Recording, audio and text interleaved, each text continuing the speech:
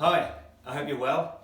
Today I'm going to continue with sharing aspects of my resilience workshops, which I've been running for 10 years, in the genuine hope that you'll find something really helpful and useful here. So today, the pace is a bit different. I'd like you to think about the most difficult time of your life that you've been through in the past.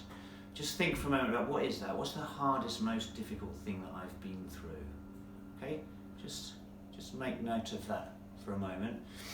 And if I think about mine, what was my situation? So around about the time of my 40th birthday, 12 and a half years ago, I was signed off from work with stress. This felt terrible to me at the time. I would have been quite dismissive of the whole idea of stress before that. Put yourself together, what's the matter with you? That kind of thing. And so big surprise to me, big surprise to people who knew me. Went through quite a difficult and challenging time through all of that, and certainly would have described it as a bad thing, and certainly very unpleasant. However, for the last 10 years or so, I have now been involved with the work that I absolutely love, which is the work I was born to do. So, where might I have been if the road hadn't gone the way it did? Who knows? However, I couldn't be more happy and fulfilled than doing the work that I'm doing right now. So, looking back on that, I could say there's no way I'd be where I am now if that hadn't happened to me. So, the principle I want to get across to you is called good thing, bad thing, who knows. I was made redundant a couple of times. First time it happened, I decided it was definitely a bad thing. 3 months later, I had a job I liked better. Oh, now it's definitely a good thing. Well, which is it then? Well, it's just a thing. I assign the meaning to it and I suffer accordingly or not. So what you're labelling is what I'm trying to say. When you label something a bad thing, you start to suffer immediately. You could look for where's the good in this bad. You could look for maybe overall it's a good thing. But if that's too difficult, obviously I'm not trying to say COVID-19 is a good thing. But there will be things which we will learn through this which we're glad of.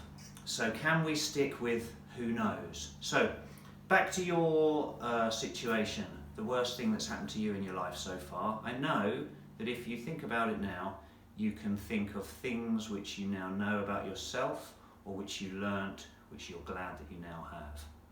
You may or may not say overall, I wish that thing hadn't happened, but even so, there's always something that you can take from it, always something that you can learn from it. So, good thing, bad thing, who knows is the principle. I really want to expand on that from the point of view of day-to-day what's happening at the moment, linking it to our own physiology. What we all share is that our physiology is the same as that of our ancestors, Stone Age people, who day-to-day were at risk of being killed or eaten, or both.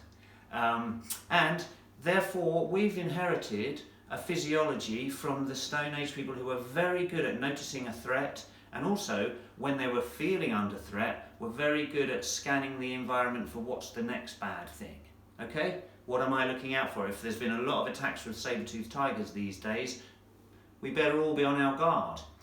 So we have this situation within ourselves. When I'm in an elevated sense of threat, if I'm fearful, if I'm feeling threatened, if I'm worried, if I'm catastrophizing, I become better and better at noticing what the other bad news is out there.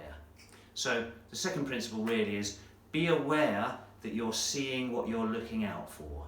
You're noticing things that go with your mood right now. So how can you try and turn that around? Pay attention to all the good news that you hear around you.